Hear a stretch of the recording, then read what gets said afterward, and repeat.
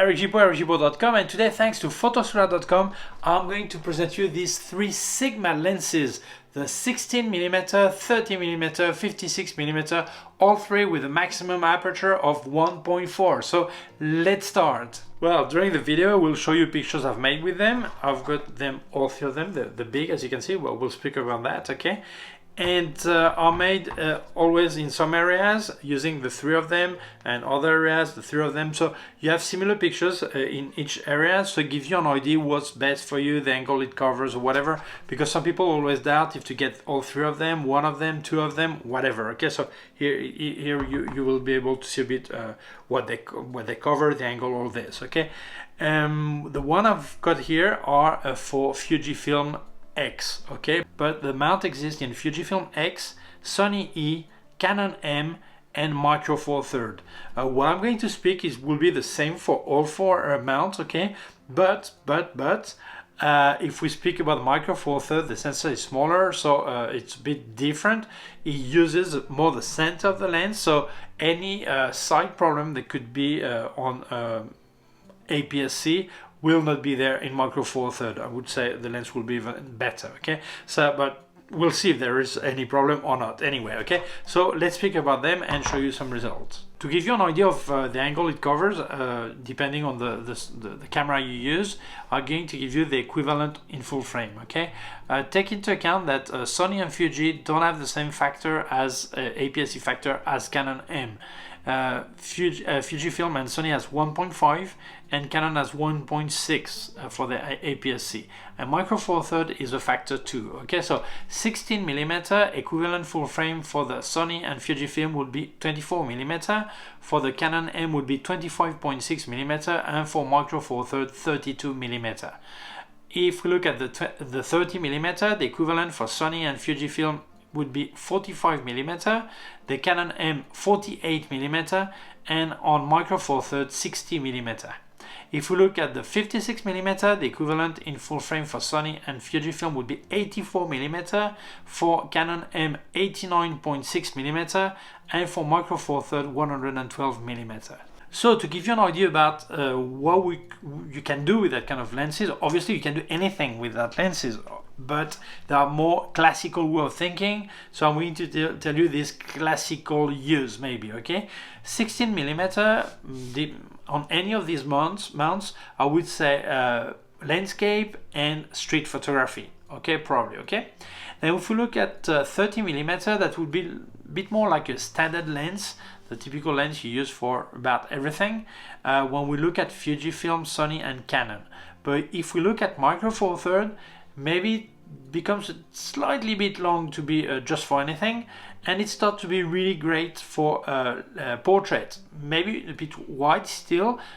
Don't say you cannot do a portrait with a wide angle. You can, okay? Depends on the style you have, what you look for, all this. But still, if we look at the classical way of thinking, well, maybe already some kind of portrait.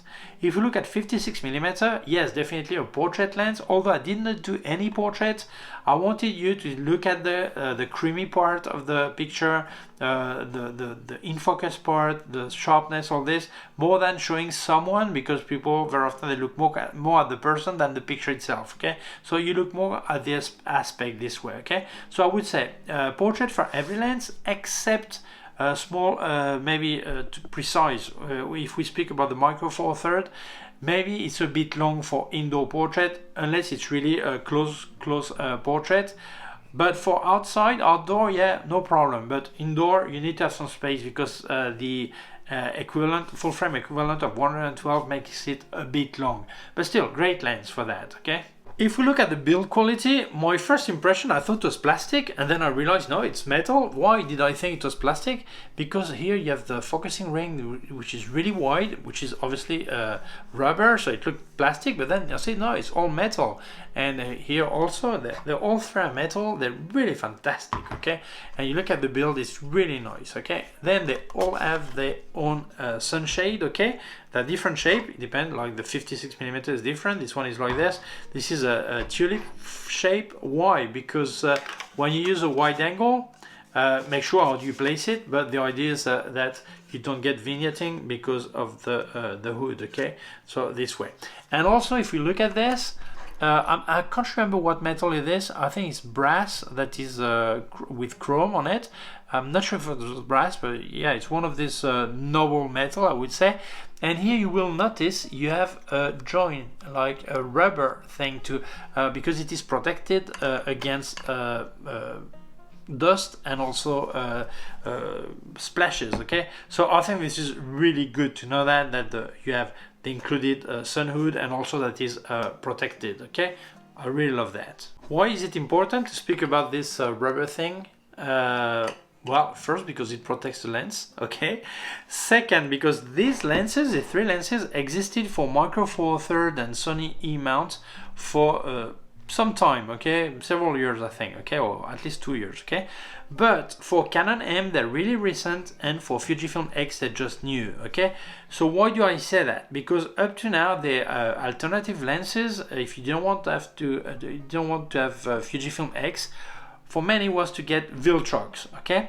Viltrox have similar prices, but they don't have any of these protections. So for some people, this is something that is important, and this really is in favor of Sigma having this protection for your lens, because we look at similar prices, but we will look at more things. I'll speak about more aspects that maybe is in favor of Sigma or not, okay? So before giving more technical details, I'm going to tell you some pros and some cons, okay? I think the only thing that is maybe against is this. I'll show you. This is a TT Artisan 23mm 1.4. You see the size? This is manual, this is not autofocus, okay? But still, this is the 16mm. Look, compare, okay? 16mm 1.4 autofocus, obviously. But I think the size is similar to my 12 to 40mm 2.8 by Olympus, which is massive. If we look at other alternative lens, like if we look at Micro Four Thirds, the Olympus 17mm 1.8 is of the size. The 1.7 by Panasonic is also of the size. It's smaller also than the 16mm or 17mm 1.2 by Olympus. Okay, so I think the only negative is this size for some people. For me, not, because when I take my camera, I normally never hold the camera like this. Always hold by the lens. So if the lens is small, I don't have much grip. On this is fantastic. I can really hold the lens. So this is, to me, not a problem. But for many it is, because when you do street photography, you want to be more discreet. You don't want to easily see what you have, so they prefer to have a smaller lens and keep also in a bag, in a smaller bag. So the problem is this one. If you look at a 30mm, if I take out the hood, okay, to give you an idea, see, it is very big, okay? And if you look at 30mm, it's a lot more acceptable. And if we look at the 56mm, this is really similar to a 50mm 1.4 for DSLR by Canon, really similar, okay? So I think this is really the only negative point would be the size of the 16mm for many people. Still, although I don't mind having a big lens like this, I would prefer to have it a slight bit smaller, okay? If we look at the optical quality, I didn't have any of these strange colors, flare colors you actually get with the Viltrox. This is no flare. I didn't see much flare, okay? Not strange color, like it gets reddish with the Viltrox. When you can afford a more expensive lens, you think it's better, and if it is better, you buy it and you're happy, okay? If you cannot afford it, you get any other lens you can afford, and any defect you just said, this is character, okay? So it's what many people say about the Viltrox. I like the Viltrox lenses, but I think that some people don't want this reddish strange flare, okay? On this one you don't have this problem. So honestly, I think that and the weight, we'll see the technical detail just after, but this big one is 400 grams. I think it's less weight than what it looks like, okay? You do expect more weight, okay? So I think, yeah, this is only problem I saw is the size of this one for some people, okay? Now something maybe some people don't know, okay? When we speak about the aperture, we speak about the f, okay? But there's also a transmission factor which is called T, okay? It's really used in cinema camera because if you have several camera and film, you want the exposure to be the same on every camera. So we speak in T, which is the transmission factor, how much light goes through, okay? Well, and it also exists on lenses for photography camera, but they just don't mention it. Normally they don't tell you the difference. So this is why sometimes you have two lenses like this, one on 1.4, the other one on 1.4, and you don't get the same exposure. So that's strange. I've got the same aperture, it doesn't give me the same light. Well, because the transmission factor is not the same. So here, out of the three, I noticed that I think it was the 16mm let pass less light than the 30 and the 56. Also, this is probably because the 16mm have a lot more elements. We're going to see that now, but just to know, don't be surprised if you have all three and one of them doesn't give you the same exposure. Well, obviously the transmission factor is different. If we speak about vignetting, when I made the picture, I checked on the screen, I didn't see anything, but still I waited to get to my computer, see enlarge. Yes, there is a very slight bit of vignetting on 1.4. I think on 2.0 this is erased, okay, you don't see it anymore. On all three of them, okay, in the Fujifilm X mount. I suppose in Micro Four Thirds won't be there, okay. I think it's really easy to erase in post-production, no problem, and on 2.0 you don't have it anymore, okay. So I said the maximum aperture is 1.4, but I didn't speak about the minimum when you close. Well, all three of them, they close at f16, okay, and then you have a minimum focusing distance that is different depending on the lens, okay. On the 16mm, the minimum is 25 centimeter, which is 0.82 feet. If we look at the 30mm, the minimum is 30 centimeters, which is 0.92 feet. And if we look at the 56mm, the minimum is 50 centimeters, which is 1.64 feet, okay. The filter size is different on each, okay? So on the 16mm, it's a 67mm filter thread, okay? On the 30mm, it's a 52 diameter, and if we look at the 56mm lens, the diameter of the filter is 55mm. When we look at the weight, the heaviest is the 16mm with 405 grams.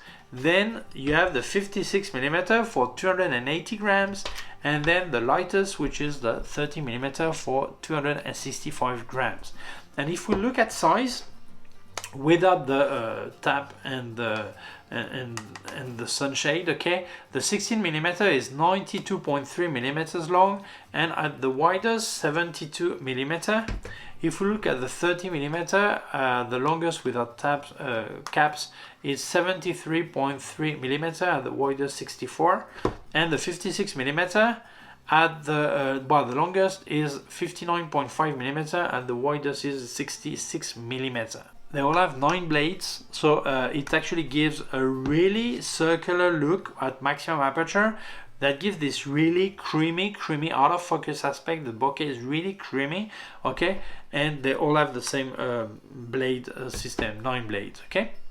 If we look at flare, I did not notice flare, nothing strange, okay. I think because the sunshade are really generous, I think that does stop a lot, okay. But I didn't get into really crazy situation, but still I think flare was controlled. I didn't see much problem, okay. And something that is really important, I think, for Sigma at least, okay, don't get into this kind of war, okay, but for Sigma they want to make it stand out, okay. Nowadays we have a big alternative, many alternative lenses that come from China, like this one. And before it was Tamron and the Sigma that were really the alternative lenses, but now there are many options, so they are proud to say that their lenses are built in Japan, okay. Although there are some Japanese brands that actually build the gear, cameras and lenses in China, Vietnam or Laos, okay. No, these one they're made in Japan, so they want to say it, so I say it. Well, they don't tell me to say it, but they seem to be so proud to say it that I say it. So conclusion, I think we need to make two conclusions. One is the technical side of it. I think it's about the quality, the image quality, the optical quality, all this, and the other one is the choice. Which one would you buy? All three, or one of them, or two of them? Okay, so or would I buy? Okay, so if we speak about the optical side of it, I think brilliant. Nothing to criticize. Honestly, these are DCDN, but I think they could be art, okay? This is not a name I like for their lenses, but I must say Sigma art lenses have really, really good quality, most of them at least, okay? So I think, yes, it deserves to be an art probably, okay? So, one thing I cannot give an opinion about is the focusing speed, okay? Why? Because I use my Fujifilm X-E1, which is a just contrast detect autofocus, which is not really fast. So I cannot say if this is slower, faster, depends on the camera you're using, obviously. But honestly, I didn't have any problem focusing with this camera. But I think on some camera it will be a lot faster, okay? But I cannot compare to other brands because this is not enough for me to be able to give a fair comparison, okay? So if we look at the quality side of it, I think any of the three is brilliant, nothing to complain. The only thing to complain about is the size of this lens, okay? But this is not an aspect of the quality, this is just usability, okay? So now let's speak about which one would I buy. Would I buy all three of them, two of them, or one of them? This is what many people will ask. Honestly, normally when people take two of them, they take the extreme, the widest angle, and what they call portrait lens that can be used for anything. Even if you don't do any portrait, you can still use this, okay? But I think probably these two. So would I buy these two? Well, yes, the 56mm, I would probably buy it for my Fujifilm, but also for my Micro Four Thirds. I would not have any problem buying this. I'm sure I would be really in love with this lens, okay? What about the 16mm? Would I buy these two? Well, that would be my doubt because of the size. I would probably prefer to have a 17mm 1.8 by Olympus or the Lumix 17mm 1.7 because it's smaller than this, okay? But if I need to carry many things in my bag, if I speak about Micro Four Thirds, obviously, if I don't speak about Micro Four Thirds, probably yes. On Fujifilm, probably yes. Although they have more lenses that Viltrox has and that would fit this. But I love this fact that it's protected here, okay? So it's hard to say, okay? And then some people, they would probably say, well, I prefer to go in the middle of the road, the 30mm, and use it for most things.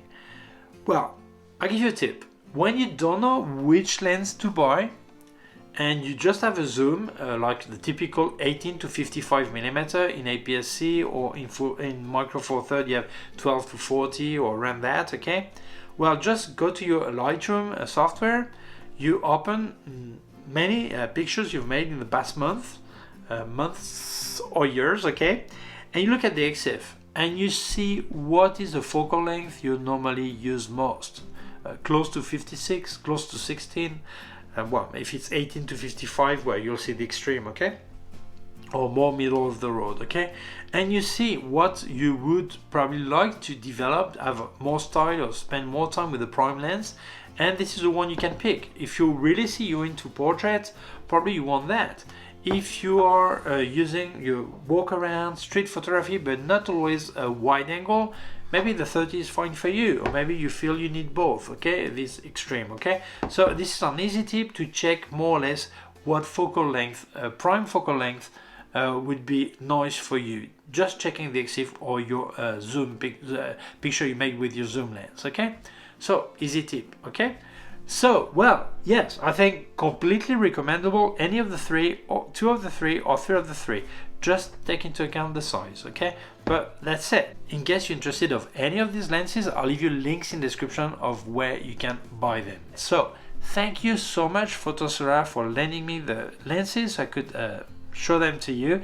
Thank you to you for watching the video. If you feel it may interest other people, please share it on social networks. If you have not done it yet, please subscribe to my YouTube channel. Small button down here is a small bell. If you click on the bell, get notified when I upload a new video. my website ericgibaud.com. If you have any question, can leave a comment below. Also leave you links of my gear on Amazon, links of everything reviewed by K&F Concept and Sandmark, and also a link to my PayPal account in case you wanted to make a donation. And also now on every videos on YouTube, you have a small heart with a small $sign. You can make a donation on any of these videos. Obviously, no obligation whatsoever. Thank you very much. Please take care of yourself and see you soon. Bye.